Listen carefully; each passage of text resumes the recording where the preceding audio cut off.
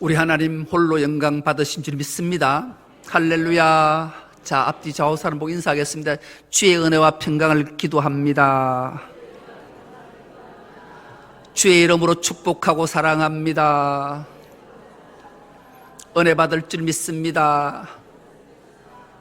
오늘 함께 은혜 받고자 하는 말씀의 제목이 하나님의 은혜와 평강, 이런 제목으로 함께 은혜를 나누겠습니다. 성경은 하나님의 말씀입니다. 우리가 성경을 읽고 하나님 말씀을 듣고 순종하면 하나님은 우리를 살피시고 우리의 기도를 들으시고 우리에게 복을 주실 줄 믿습니다. 고로 지혜로운 자는 하나님 말씀을 읽고 듣고 순종하는 자인 줄 믿습니다. 지난 시간을 잠깐 상고해 보겠습니다. 지난 시간은 삼손의 분노와 하나님의 섭리, 이런 제목으로 함께 은혜를 나눴습니다. 첫눈에 반한 여인과 결혼을 한다. 얼마나 가슴 설레고 행복할까요? 그런데 삼손은 정말로 첫눈에 반한 여인과 결혼했어요. 그러면 즐겁고 행복하고 기뻐야 할 텐데, 그 잔칫날에 부부와 사이에 신뢰가 무너지면 그 잔칫집이 초상집이 되는 거예요.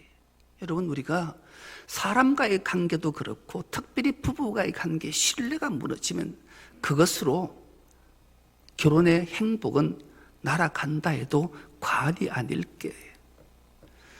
그렇게 신뢰가 무너지자 삼손은 분노하게 되고 자신과 약속했던 모든 것들이 흐트러지자 블레셋 사람들의 30명을 쳐 죽이는 엄청난 죄를 저지르게 되지요.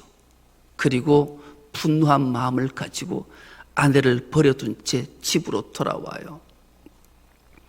얼마쯤 세월이 흘렀어요. 여러분, 사람의 감정이, 분노가 폭발하다가 시간이 조금 흐르면 감정은 수그러드는 거죠. 삼손도 수그러들었어요. 그리고 자신을 살펴보는 거죠.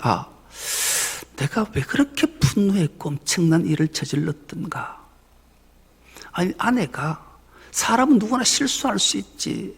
그리고 특별히 협박을 받아서 그랬는데, 협박당하면 누구나 두려워서 떨어서 남편보다 당장 자기 아내를 걱정할 수도 있겠구나, 그런 마음이 드는 거예요. 그때 조금 참을 걸.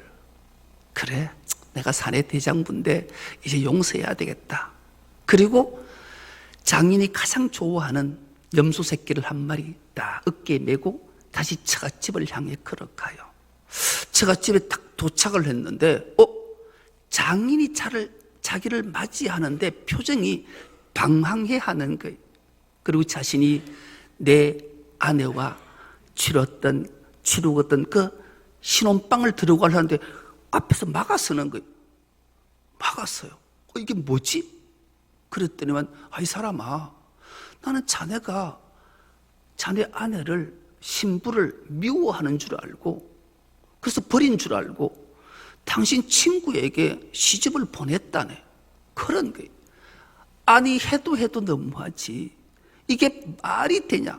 이번에 분노는 삼손이 주저하지 못한 분노를 안게 되는 거예요.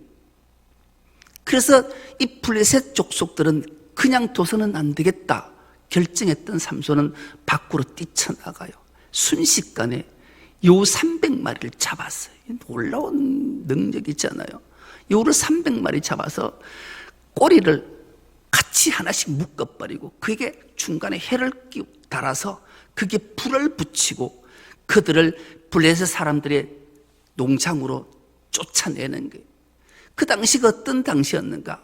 상하기 성경은 추수할 때라 그래서, 일부분은 추수를 해서 곡식단을 쌓아놓고, 어떤 곳은 미처 배지는 못했지만 추수는 못했지만 온통 황금 들녘인 곳으로 300마리의 여우 해를 150쌍들을 불을 붙여서 싸웠으니 그들이 가는 곳마다 불이 나는 거예요.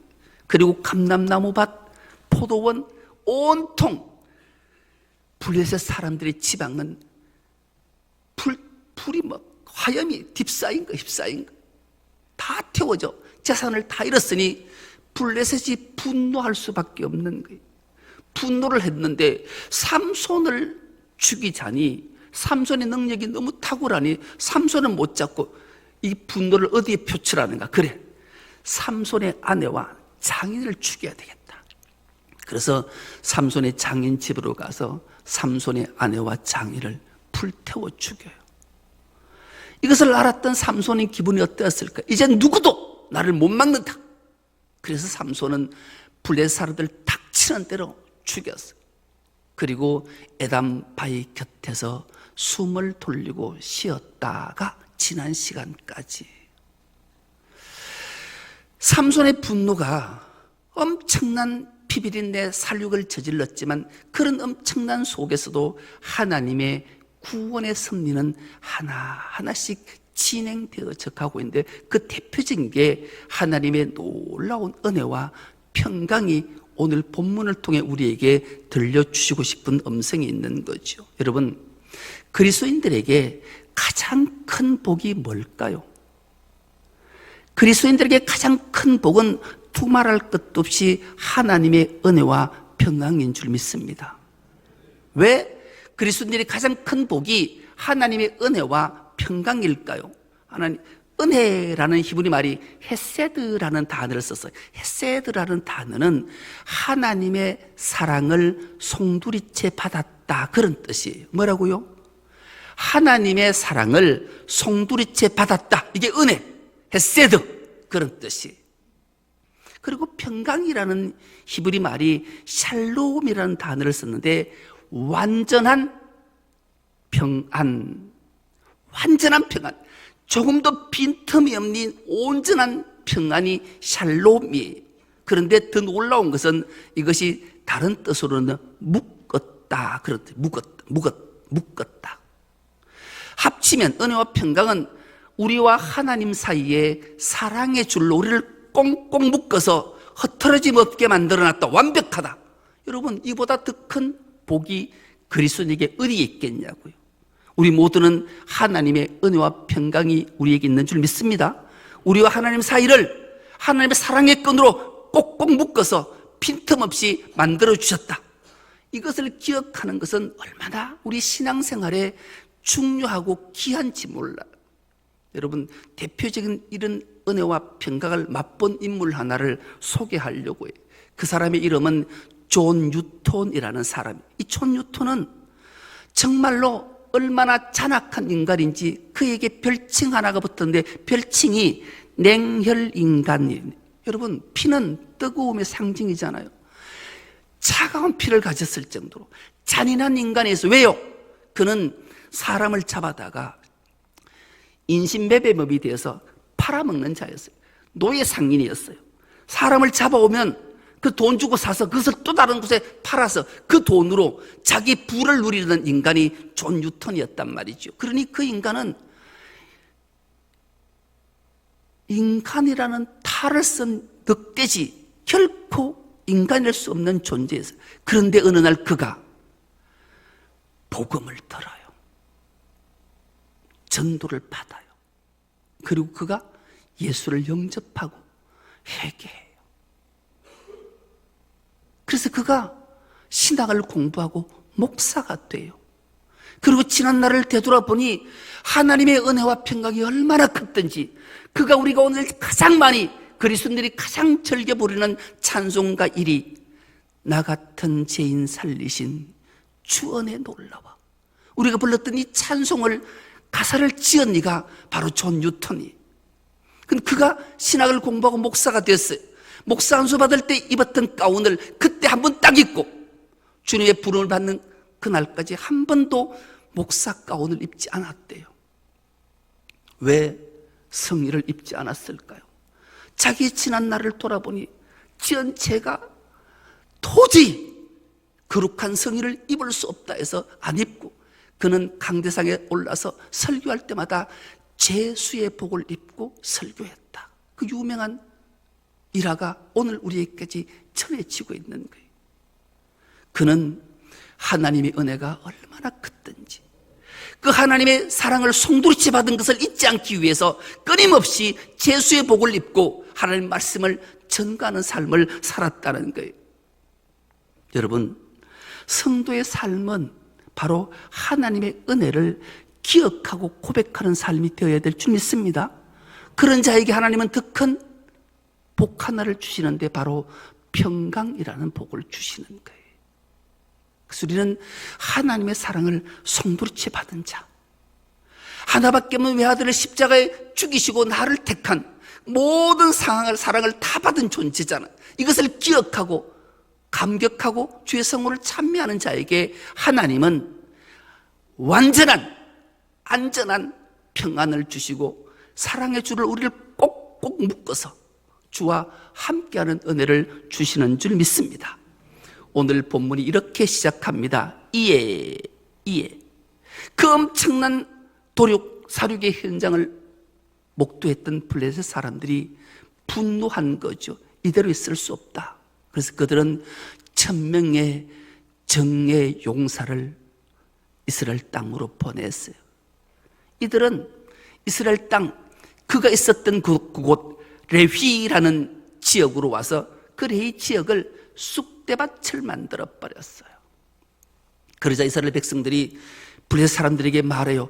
당신들이 왜 이렇게 우리 레위 지방을 이 정도로 쑥대밭을 사륙의 현장을 만드냐? 그렇다면 우리는 피의 보복을 그대로 실천할 뿐이다. 삼손이 우리에게 행한 그 피 흘림이 너에게도 당연히 받아야 되지 않겠냐? 그러니 이스라엘 백성들이 아니다, 우리는 당신들의 지배를 받고 있는 사람인데 왜 그러냐? 그러니 삼손이 저지른 그 삼손을 우리가 잡아다 당신에게 주겠다. 그래서 이스라엘 백성들의 3000명이 삼손이 있는 에담 바위 곁을 향해 가요. 그리고 삼손에게 말하는 거지. 도대체 네가 우리가 지금 블레셋의 속국으로 노예로 압제를 받고 비틀어짬을 당하는데 왜 여기 불난 집에 부채질을 해서 우리에게 이런 큰 고통을 주느냐? 그래서 우리가 너를 결박해서 블레셋에서 넘겨야 되겠다. 그러잖아. 그래서 삼손이 이렇게 대답해요. 그래, 넘기는 거 좋다. 넘겨줘라. 대신에 너희들이 나를 죽이지만 않겠다고 약속만 하면, 맹세만 하면 내가 스스로 결박당해 주겠다. 이렇게 말을 해요. 그러니까 이스라엘 백성들이 그래, 결코 너를 우리 손으로 죽이진 않겠다. 그래서 세 밧줄로, 2개의 밧줄로 포박 결박을 단단히 했어요. 어느 누구도 풀 수 없는 결박을 내서 에담 바위 곁에서 끌어내서 삼손을 데리고 레히로 내려가요. 그때 레히에 있었던 진쳤던 1000명의 블레셋 용사들이 삼손이 끌려오는 모습을 보고 환호를 지르는 건데요. 어떤 모습으로 어떤 게 시작되는가 오늘 보면 14절을 세 번역으로 띄워줄 텐데 우리가 한 목소리로 한번 합독해 보겠습니다. 시작. 삼손이 레히에 이르자 블레셋 사람들이 마주 나오며 그에게 소리를 질렀다. 그때 주님의 영이 그에게 세차게 내리니 그의 팔을 동여매었던 밧줄이 불에 탄 삼 오라기같이 되어서 팔에서 맥없이 끊어져 나갔다. 아멘. 이제 삼손은 그 누구도 풀지 못하는 세 밧줄로 꼭꼭 묶어서 끌고 블레셋 용사들에게 내려갈 때 블레셋 사람들이 마주오면서 소리치는, 드디어 저놈을 결박했구나, 우리가 피해 보복을 드디어 하겠다, 이런 상황이 놓였을 때 하나님의 영이 세차게 그에게 임했다. 갑자기 그를 덮쳤다, 그런 뜻이. 하나님의 성령이 그를 갑자기 덮치자, 세차게 임하자 놀라운 능력이 나타난 거예요. 하나님의 능력이, 하나님의 은혜가 임하자 그렇게 2줄로 꼭꼭 결박했던 그 밧줄이 불탄 삶같이 흐느적거리고 타고 떨어져 나가는 놀라운 역사가 나타난 거예요. 하나님의 크신 은혜가 임한 거죠. 여러분, 하나님의 은혜를 우리는 신학적 용어로 불가항력적 은총이다 그래요. 여러분, 우리가 하나님의 은혜는 내가 구해서 얻어진 게 아니란 말이에요. 우리가 구원받은 것은 하나님의 은혜로 구원받은 줄 믿습니다. 그 은혜는 우리가 구해서 나를 살려주세요, 나를 구원해 주세요, 하나님 백성 삼아 주십시오, 하나님이 자녀 되게 해 주십시오 해서 얻어진 것이 아니라 하나님이 우리에게 무조건적인 사랑, 하나님의 통째로 모든 사랑을 독생자 예수 그리스도의 십자가에 달고 우리를 택해 주신 은혜예요. 이것이 임하자 놀라운 일들이 일어난 거죠. 그래서 삼손을 결박했던 그 세밧줄은 불탄 삶같이 한순간에 무너져 내리는 거예요. 그게 얼마나 놀라운 은혜냐고요. 이런 은혜가 우리 모두에게 임한 줄 믿습니다. 우리 그래서 구원받은 자가 된 거예요. 내가 어떤 행위로, 내가 어떤 주님을 찬양해서 얻어진 것이 아니란 말이에요. 하나님의 무조건적인, 우리가 거부할 수 없는 은혜와 사랑으로 우리를 구원시켜 주셨다는 거예요. 그러자 삼손의 행위가 어떻게 시작되는가? 15절 또 우리가 한 목소리 합독해봅니다. 시작. 마침 삼손은 싱싱한 당나귀 특배 하나가 있는 것을 보고 그 손에 집어들고 블레셋 사람을 1000명이나 쳐 죽이고 나서, 여러분, 낙이 특배라고 오늘 개역개정은 써 있는데 정확한 원어의 해석은 싱싱한 당나귀 특별하고 해요. 싱싱했다, 여기에 주목해 보는 거죠. 싱싱하다는 말은 무엇을 뜻할까요? 죽은 지 오래된 것을 말할까요? 금방 죽은 걸 말할까요? 묻는 게 바보지. 그래요, 금방 죽어. 그러니까 죽은 지 오래된 당나귀 특별은 힘이 있을까요, 없을까요? 없어요.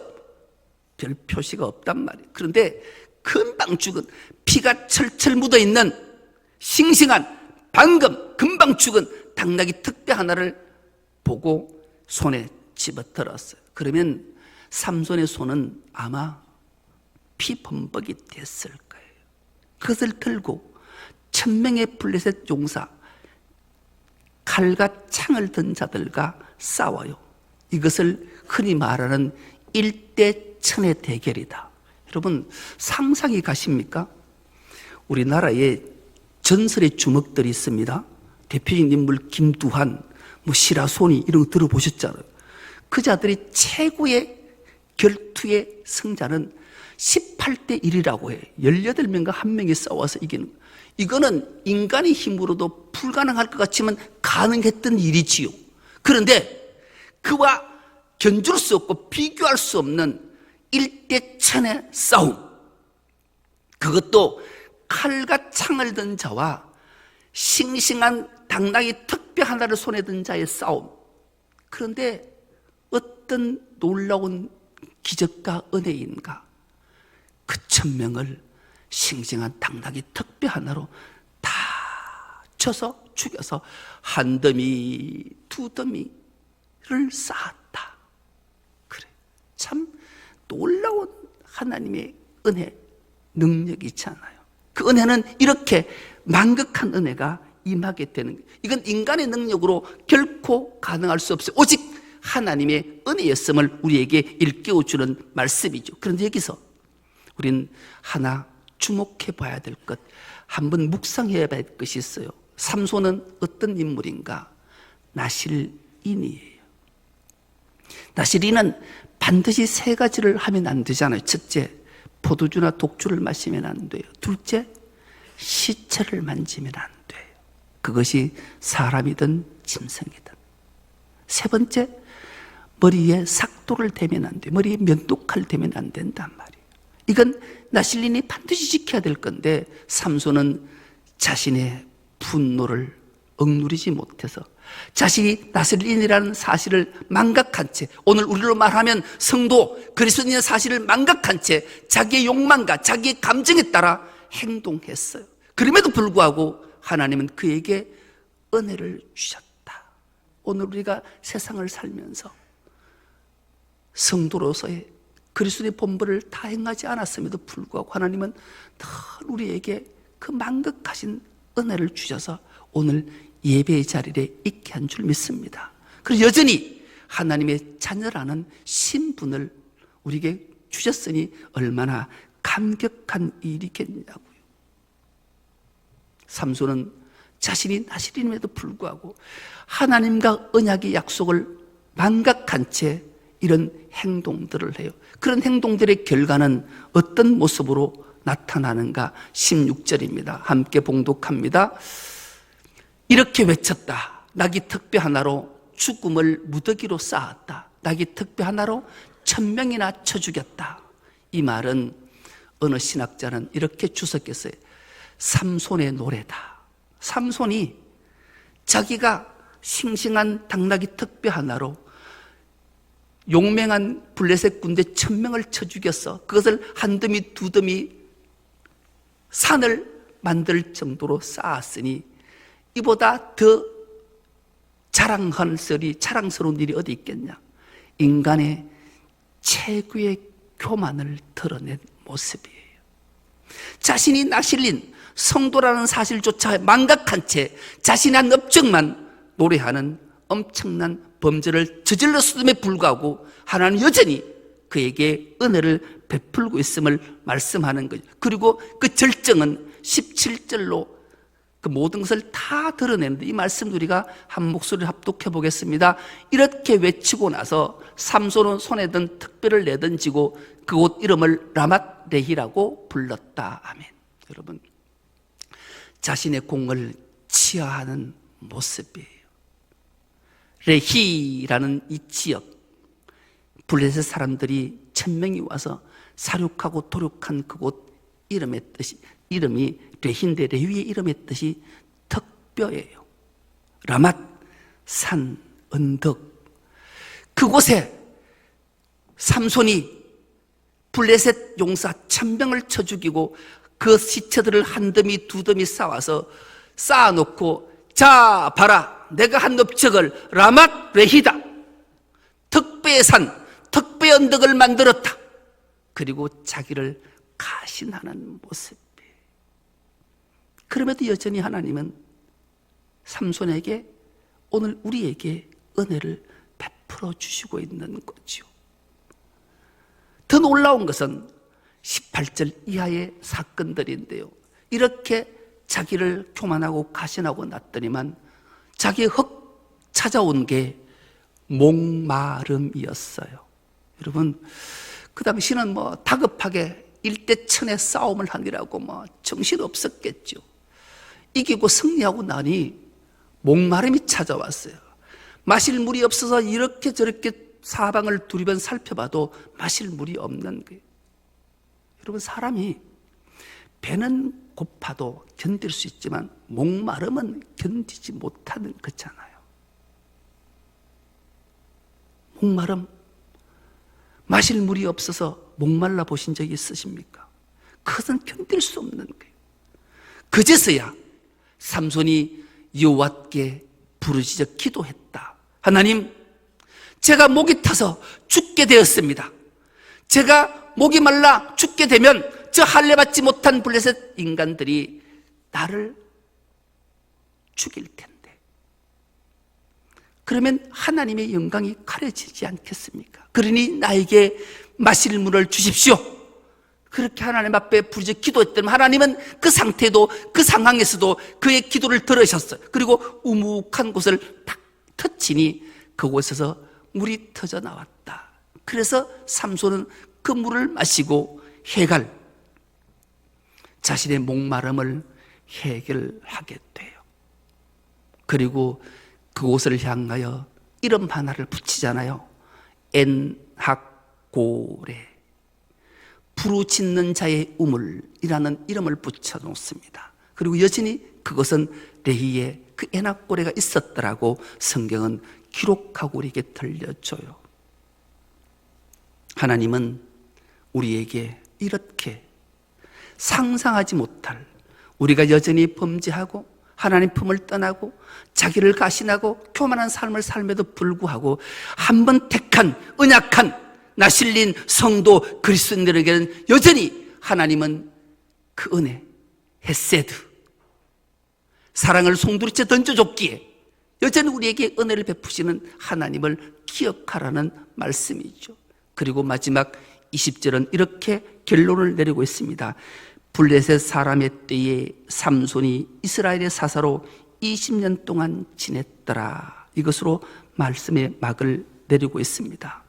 여러분, 지금 이스라엘 백성들은 하나님의 목전에 악을 행함으로 블레셋 손에 파심을 당해서 40년 동안 억압당하는, 비틀어짬을 당하는 상황 속에도 하나님은 그들을 기억하시고 또 다른 사사를 보내서 그를 건지시기 위해 은혜를 베풀어 주고 있습니다. 그렇게 삼손이 20년 동안 사사로 그들의 대적들을 하나하나씩 물리치고 하나님의 승리 속에, 구원 속에 도구로 쓰임받고 있음을 우리에게 말하고 있는 거죠. 그러므로 우리는 이 땅을 살아갈 때 우리가 하나님의 자녀로서, 성도로서 그리스도의 본분을 다하지 못한다 하더라도 하나님이 여전히 나를 사랑하시고 은혜를 베풀어 주심을 기억하고 하나님 앞에 감사하고 돌아와 회개하는 자에게는 놀라운 평강을 주심을 우리에게 일깨워주는 말씀입니다.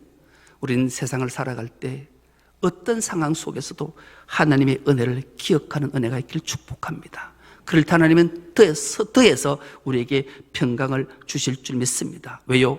우리와 하나님 사이에 하나님은 사랑의 줄로 우리를 꼭꼭 묶어서 한 몸 되게 하시고 임마누엘 하셨기 때문입니다. 이것을 기억해서 날마다 하나님께 감격하는 우리 중소명교회 모든 건속 다 될 수 있기를 간절히 기도합니다. 하나님 아버지, 은혜와 사랑을 감사합니다.